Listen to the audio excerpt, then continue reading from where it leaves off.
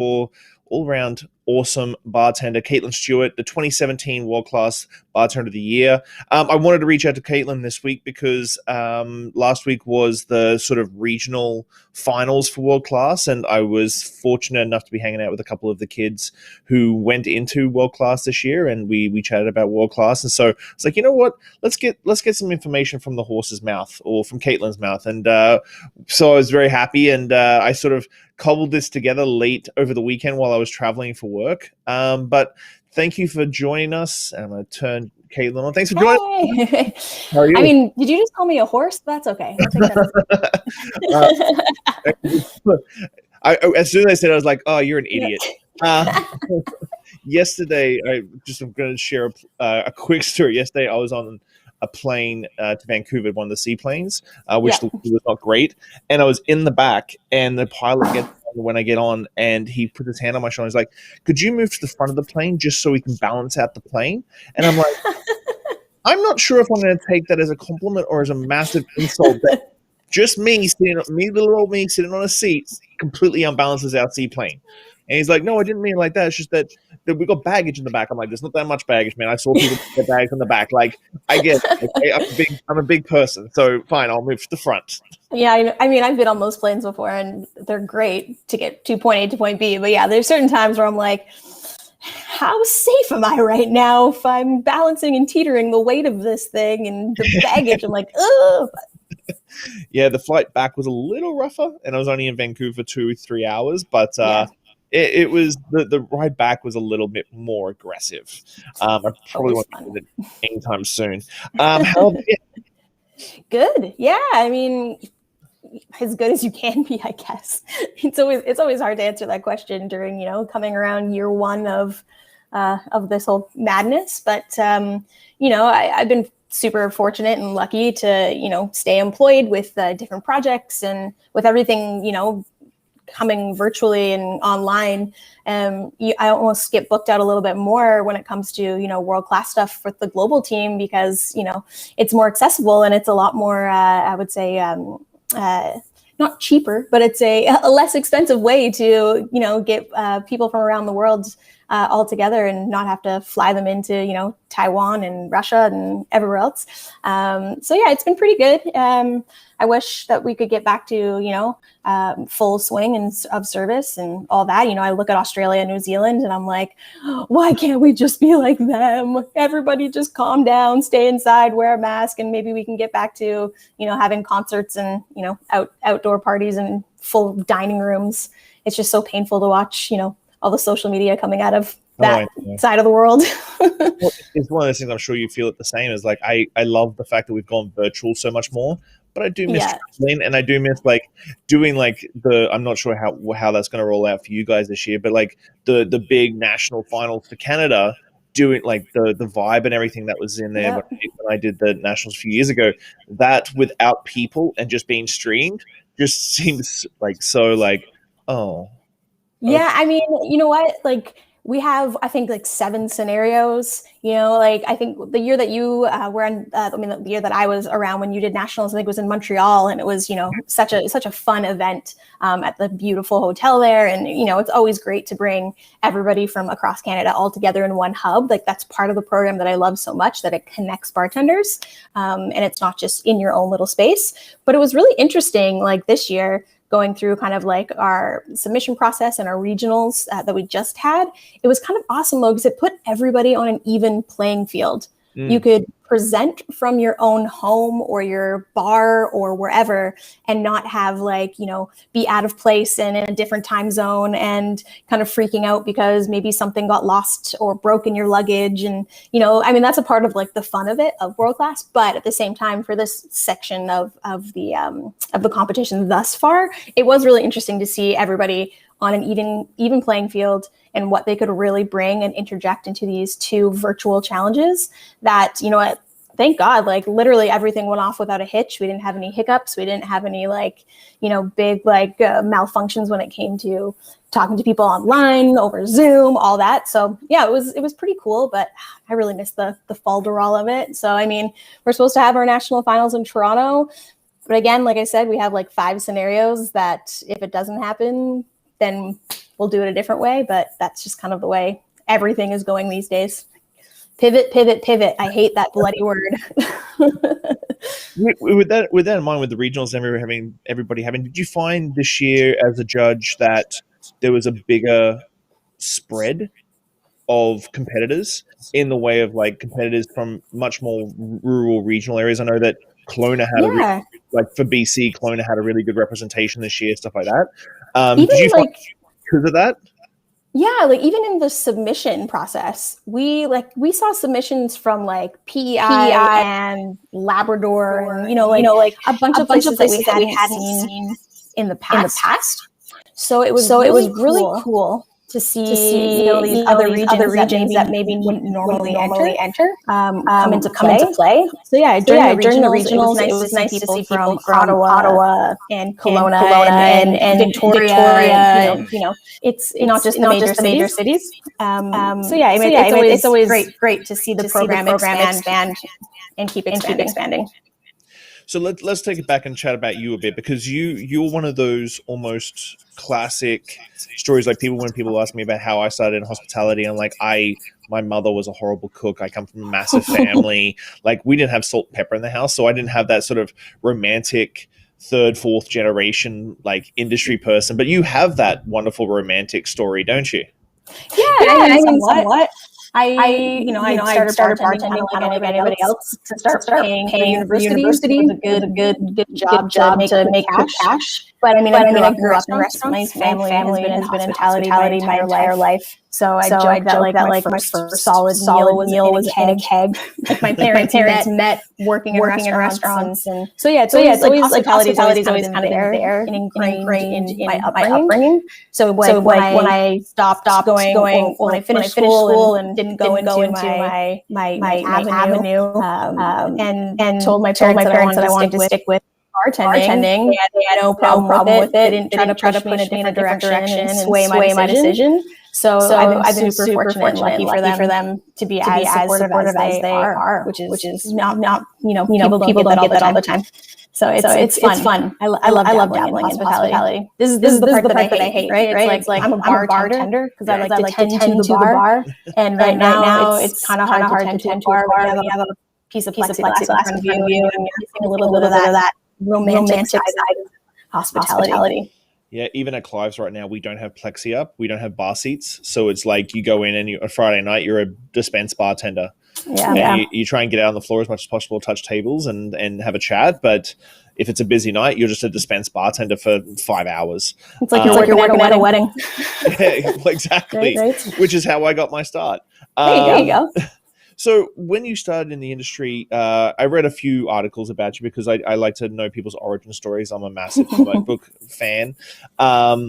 You sort of had the same sort of trail as I did, like working in nightclubs and neighborhood joints and dive bars and stuff like that. And then later on down a couple of years into your career, you're like, oh, I really like this cocktail thing. Where did you sort of get your big passion for cocktails and sort of where did it start? Well, I started out as a sober bartender.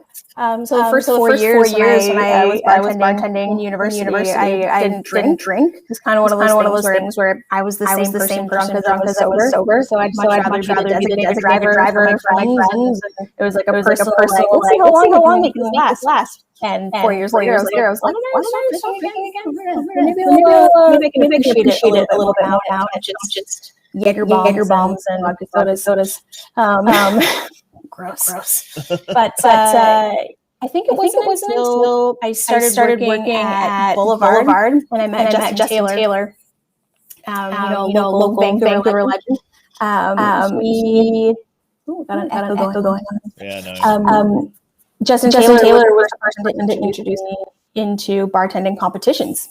I didn't even know they existed. And he was like, hey, you want to do the Caesar cocktail competition? I was like, competition? Like bartending?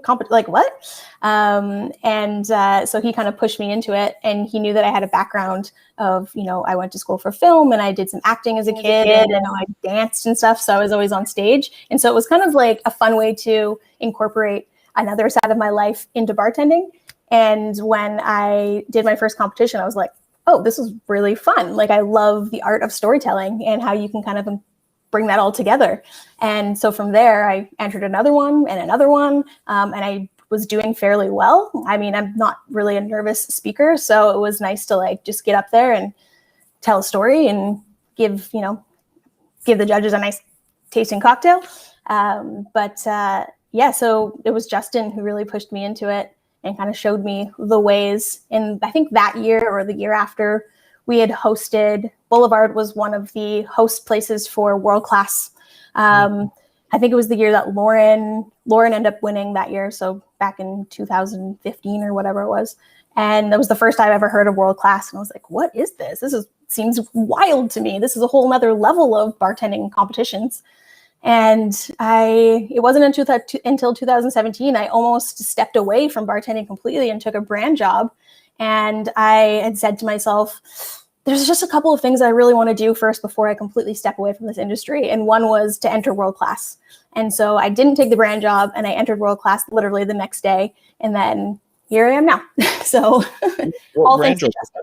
Can you say which brand? Oh, gosh, I think it was at the time, I believe it was with PMA. So it would have been like a territory manager, portfolio manager of some sort, right? Not you. Which is great, but like it was one of those things where I was like, okay, if I go this route, then I'll likely never step back behind the bar again. That just is kind of the way it goes. And, my competitive streak, I was like, oh, there's a couple of things that I really still want to accomplish in my bartending life before I leave it behind. And I think it was one of those pushes that I was like, this was meant to be, I guess, because I entered World Class and then I ended up winning for Canada. And again, I still was super naive. I was like, I didn't even know what World Class really was. I didn't understand the scope of it. I didn't really know any of the past winners. Like, I knew nothing. Even going into World Class, I still didn't really know all that many bartenders in Vancouver or across Canada. So I was still pretty like doing my own thing. I'd never really been like an industry person that way. So it was really fun to get to know all these amazing people across Canada now that I call friends. So, well, and I think it has been interesting because Canada, I remember when World Class really started coming out, it still was a couple of years before it even came to Canada, before they even contemplated doing World Class in Canada. And I kept reaching out to World Class International going, why aren't we bringing this to Canada? We have amazing Canadian bartenders. And Canada has been absolutely killing it. I had a live stream recently with Jennifer English from Food and Beverage Magazine, and she just raves about you, raves about how she's awesome. Yeah, just how many, like the level of talent that you have. But going into World Class, like not knowing the sort of direction, like I think a lot of bartenders still see World Class as very, very, very intimidating. And maybe that's why I sort of like, I was curious about, because I did see who won regionals and I'm like, oh, that person is from Labrador and that person is from Kelowna and that sort of thing. How do you feel now that you've done it and now you've been helping out for the last couple of years? What's the sort of a piece of advice and direction for bartenders who sort of see it as this behemoth of a competition that like it is, right? It's one of those things that like, I mean, we as like past Canadian winners, though, we get to judge regionals and nationals, which is awesome because we've all been there, we've all experienced it. But if you end up winning nationals, like we are there to set you up for success. Like, you know what I mean? Like Canada has kind of been put on the map, especially in the World Class realm for the last few years. It's like, everybody's, done very well, starting all the way from Jenner until, Jeff. And so, we kind of have like people have their eyes on us as a country whenever we go into this competition. So yeah, of course, like if we want to set up our national winner, even our regional winners with like, the best tools possible. And yeah, there's some surprises where you're like, oh yeah, like this person killed their 2 challenges, like just straight up killed them. Like they may not have the most experience, but how do you take that away from them when they, read the rules, read the brief, submitted amazing cocktails and just knocked it out of the park? That's like where the fairness comes in of like, okay, well, we're going to set you up for success for the next round. And let's see how you do under pressure for nationals now. And then if you end up winning nationals, it's like, we're going to send you, with an arsenal of, people like us to really, make sure that you do the best and represent Canada in the best way possible. So, I mean, even for people that, I love it when people reach out afterwards, like the regionals, and maybe they didn't make it to the nationals, and they, reach out and say like, hey, do you have any advice, or what tips can you give me to, better prepare for next year? And, I love that because it shows that they have this, will to like really want to do better. And that's really what it's all about. It's an educational platform first and foremost. And we really want people to succeed and continue to succeed. So it's great to like give feedback, constructive feedback. I don't sugarcoat it, and it's like, if you want feedback, I will give you feedback. This is why this person edged you out, and, go from there. And hopefully they take it with, with stride, but do other countries set yourself up for success? Do the other countries have like the previous national winners, like helping out like as an entourage? Because you guys, like Michael and the whole, we entourage, you entourage hard. Yeah, I mean, we don't have we have amazing like brand ambassadors all throughout Canada. But we don't really have designated world-class ambassadors, where a lot of countries have designated world-class ambassadors. So that is who usually goes as the liaison with their country's winner. So they may have never even bartended before. Some brand ambassadors have never bartended. They're just really good with, spirits knowledge and sales and all that. So I think we definitely have an advantage the way that we've set up our Canadian program that way, that when you get to go, like Shane was my like buddy when we went down, and he's like a wealth of knowledge, and he's like, listen, I've been here, I know what's going on. You want me to iron your shirt? Boom, I'll do it. You need that extra 5 minutes of sleep.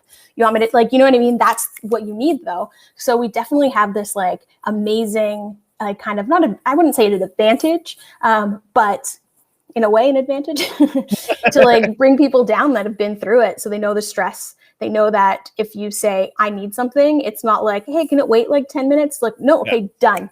We're going to get it for you. We're going to do it. And I think some other countries have now kind of joined onto that. Like I love seeing like the US program has started to like really involve some of their past winners. You'll see it. I mean, what other countries? I'm going to say like there's a few, like Spain has done it in the past with like some of their past winners. Mexico is really great about incorporating some of their past winners. But it would be pretty rad to see it kind of continue with other countries, because it's extremely helpful when you're in a stressful situation, when you have somebody who's been through it before. So for the people at home listening, I love the story of your final round. I think it was your final round that got you the crown in 2016, where, and you can jump in and tell me I'm telling this story wrong, but like where you basically, it was all about sustainability, and you basically just took while everybody was prepping their scraps and their leftovers, and created your cocktail without going to the market, and you donated the money that they gave you to the market to a charity. Is that correct? Yeah, it was an elements challenge. So you had to do cocktails based off of like the 5 elements. That could be one cocktail incorporating all of the elements. That could be 5 separate ones. It could be a combination. And I remember, that was for the last like 2 challenges, the speed round and the final challenge. You don't get any information until like the night before. And so coming off of the speed challenge, adrenaline, crazy, we, the 4 of us get sequestered into a room being like, okay, so this is your challenge for tomorrow. You have to be ready to go by 11 a.m. to start the first round. So basically you had from like 11 p.m. until 10 a.m. to figure out your recipes, your decor, your this, and they gave you like 1,000 pesos that you can go and like, if you need to go to the market and pick up props or pick up different ingredients and all that kind of stuff. And I'm like, I don't know if you've been to Mexico City, but the traffic in Mexico City is some of the worst traffic in the world. So sending somebody in an Uber or a cab to go and like fetch you ingredients would either take 20 minutes or 3.5 hours. Like there was always that weird thing. And the whole kind of, we were at the Ritz-Carlton, and we had like 3 floors of amazing setup for, all these different challenges we had done throughout the week, and different interactive like places and bars set up from all the different brands from the portfolio. And so I was like, do I have to spend the money? Like, this is the most stressful part, like figuring out how to spend this money. Like there's so much around this hotel. Like, can't we just go and like ask if we can borrow the chalkboard from the Bullet station and get some glassware from Don Julio and this and that? And they're like, yeah, let's do it. And so we did that. And I was like, well, what do I do with this money? And then I said, I'm like, can I just give it away? And Grant was like, I don't see why not. Like, let's just do it. And so I was like, oh, since it's the 5 elements, let's donate a portion of the money to each of the 5 elements. So there was like, for fire, my sister lives in Fort McMurray, and at the time there was those massive wildfires that were going on in Fort McMurray. So we donated some money to the Fire Relief Fund for Fort McMurray. We donated water to Water Aid. Or money to Water Aid. We planted trees. So we were able to kind of spread it around. And it was funny because I left, and Jamie Jones, who competed for the UK, was like, that was the most Canadian thing anybody could ever do. Give away money for charity, like mic drop. And I was like, I didn't even think of it that way when it was happening. It was just one of those things, like, I don't want to spend this money. Like, that is stressing me out. Like, let's just distribute it. Like, this is all about, we're in a country that, could use, I can use all this like sustainability stuff that we've been preaching all week. Like, get rid of it. I don't want the money. So yes, that was really fun. It was really cool to do. So I think a lot of people don't understand is like a lot of the nationals, especially, and the internationals, as competitors, you don't get to watch the other competitors. Like a lot of the challenges are all like closed rooms. So there's no way at all during your day or during the whole process that you even remotely know if you're doing well or doing better. Like most cocktail competitions, and we have the ones at bars, like we get to see everybody's competitors. So if as a competitor you're like, oh, that was really cool, he or she may be up a couple points on me and I did really well and that sort of thing. So you get to sort of gauge. But when people get told that they just won world class, whether it be the nationals or the internationals, really you have no idea how everybody else has done. Idea. I think for me, I had a freak out moment during Canadian nationals, and when I competed in 2017, it was the first time I had really, competed against other bartenders from across Canada. Like I knew some of the Vancouver guys, but I didn't know any. I only had heard like rumors about, some of these other people from, Halifax and Montreal and Toronto and, all over the place. And I remember going into the first challenge where, we always give you have 2 designated rooms for setup where you can kind of just put like all your stuff down, get yourself organized. I remember going in and kind of like taking a look around and seeing everybody's like boxes of like setup for like their props and like all this, and just being like, well, can't change what I'm doing now. Like, not going to freak myself out, but my rinky dink setup and, my kind of, stay true to who I am, where it's, a little more homemade than, professionally seeked out. I had to like kind of give my head a shake and be like, well, I can only be myself. But again, it's like all these people are going into challenges. Sure, visually it looks amazing, but you don't know how they're doing in that room. So yeah, I think like nationals, when they announced me as the winner, I was like legit. I could look back to that video and my mouth just like dropped open, and I was like, "Are you frigging kidding me? Like, there's no way." But yeah, and then going on to global, it's the same thing, right? You don't even speak the same language as half of the countries that are there, so it's kind of hard to like suss everybody out. Of course, you're like, ooh, there's the United States, or like, ooh, there's, UK, and there's Australia, ooh, and it's like everybody kind of has their favorites, but it's it's a totally different beast when you jump into it. Do you think Canada's got the one up? Because I know I've talked to Michael about this in the past. Do you think Canada really focuses on, like you were saying, setting up for success once you win the nationals, but like the regionals and the nationals, are they more intense than other regionals and nationals from other countries? Because like from what I've talked and like what I've talked to friends overseas, like Canada really like brings the heat to start with.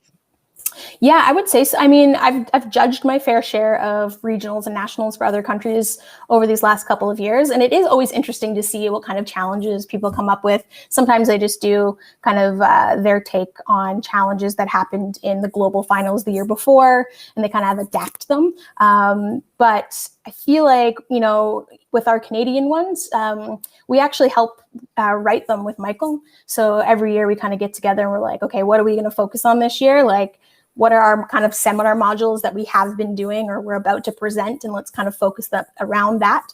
But yeah, we don't hold back when it comes to, the challenges. Like this year for our regionals, we did a menu challenge, which was really cool because we've never done a menu challenge before, where we got everybody to send in one pre-bottled cocktail as if you were right now living in these times where you can order a pre-batched cocktail or a cocktail kit. So it was really interesting to see how far people took the menu challenge with actually breaking down costing and percentages of, calculating their costs, and they're trying to keep it in like a 22% bracket and like all this. And some people went like above and beyond and definitely scored bonus points. And then some people missed the mark and just, didn't put any effort into even putting prices on the menu. And it's like, it's interesting to see kind of, people's mindset where they take some of these challenges, and, you can really tell when somebody really wants to go for it and puts like everything into it and doesn't leave one stone unturned. But I think, our challenges aren't easy, but they shouldn't be easy because global finals aren't easy. Right. So talking about this time, and I know that this time is very hard. I think we're fortunate in BC that we've been relatively not as locked down as our East Coast counterparts. What have you been doing to keep yourself busy over the last 12 months? Now, I know what you've been doing because I follow you on social media and TikTok and that sort of thing. So I know the sort of stuff you've been doing. But Lord, outside of social media, because social media is a bit of a smoke and mirrors, what has been the beast. what has been keeping you busy over the last 12 months? Yeah, I mean, so like during like the beginning and midway point of like last year, I helped open up a new space. And so that kind of kept me busy with, putting together cocktail programming during a pandemic, which was very interesting. But I've been doing a bunch of consulting, which is great. That keeps me busy. I love doing that kind of thing. But also, I mean, this morning I was on a podcast at 5 a.m. because it was, afternoon in the UK and Netherlands. But again, I'm super fortunate to get a lot of work still through like the world-class program globally. So doing a lot of seminars, preaching the good word, but also, stepping into, cocktail tutorials for different people and different companies, which has been really fun.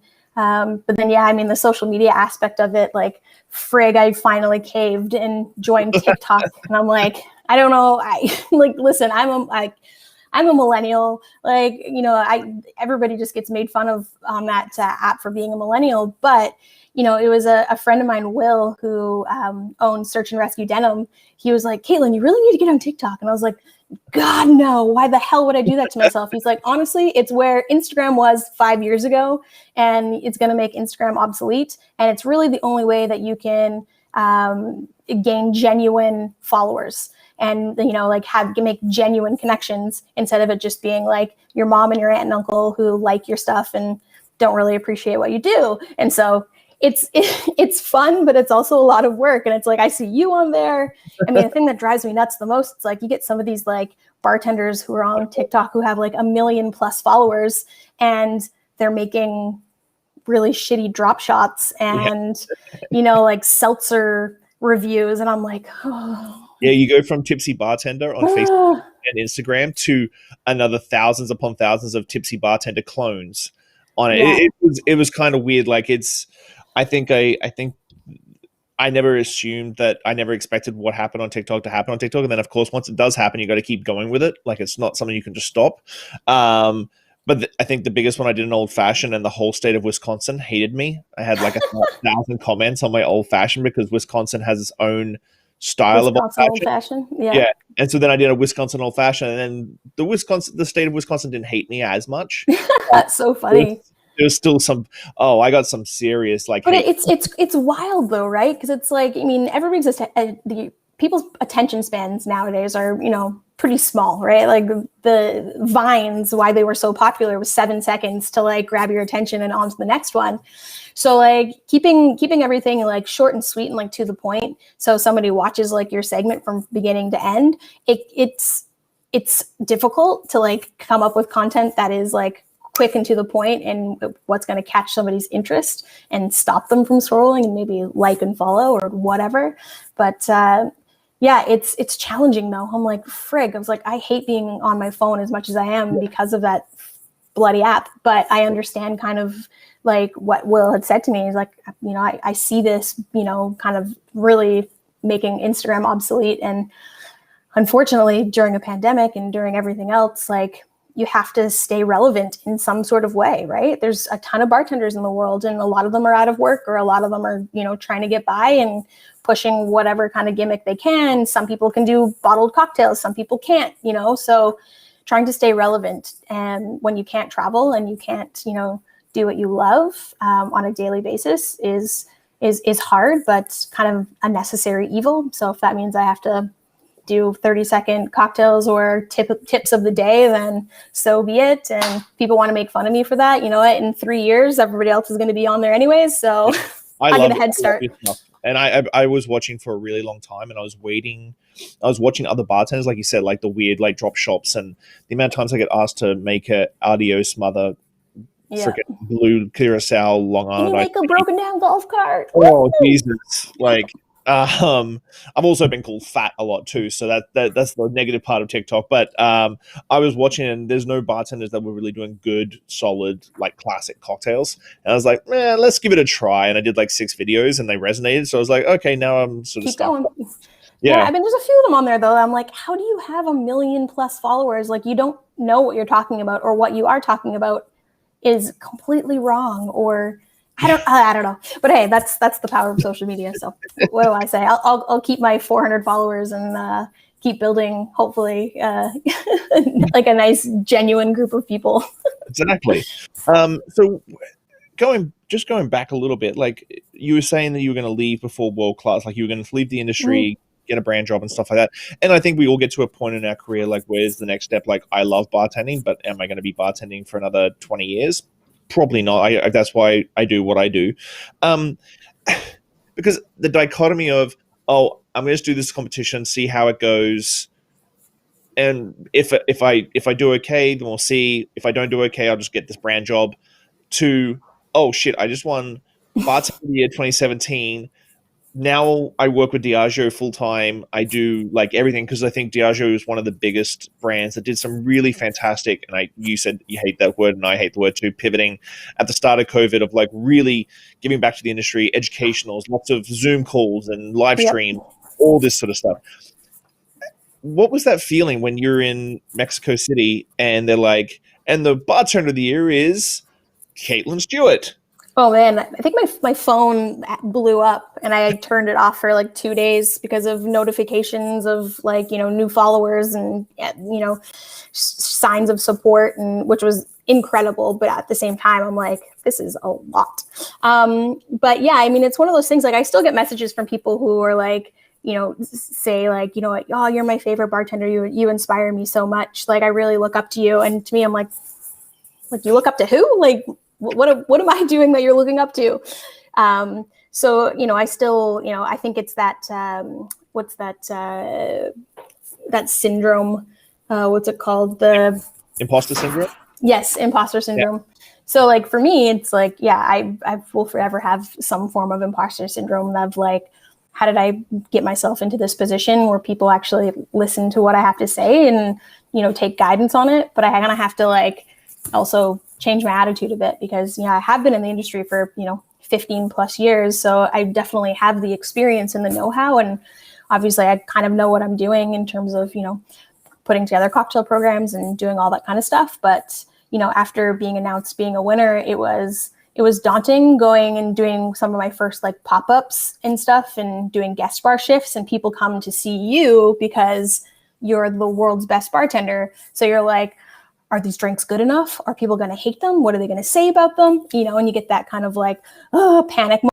But really, I started to like mellow out a little bit and like sink into it maybe like 2 years in. But I still get that when, I do a guest shift or a pop-up where I, speak at a seminar or give a class online. I'm like, these people probably in the back of their heads are thinking, how the hell did she win? Or like, what makes her better than anything else? So that's always something that's in the back of my head when I'm doing stuff. But, that's got to stop at some point. It doesn't. Trust me. I still feel sorry. I wish I could be more positive about that. But I feel like it's also such a Canadian thing too, right? Yes. It's like we're always saying sorry for something. So sorry for showing up. Sorry for winning. I don't know. Thanks for coming to listen to me. I still don't understand why I'm here. I still have that feeling as well a lot of the time.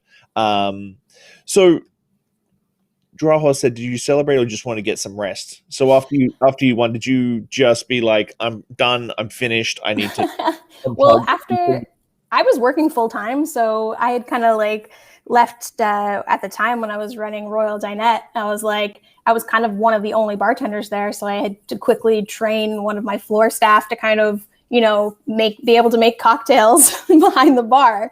So, but they sprung on us that the top four immediately after had the opportunity to go to the Don Julio distillery, like literally the next day after the competition ended. So yeah, I mean, all I wanted to do was sleep for a week, but they whisked us off to Don Julio for a couple of days, which was incredible. But literally the next day I came home, I had one day off, and then I went right back to work. So, right back behind the bar.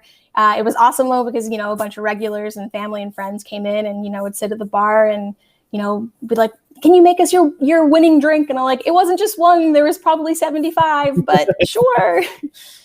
So yeah, I went right back into work, but I mean, I feel like my life has been ever since that day until, now. This time last year, I was just coming home from Dubai. That was my last like kind of trip before everything had shut down. It's all kind of been some form of like working vacation, which has been kind of awesome. So can't complain.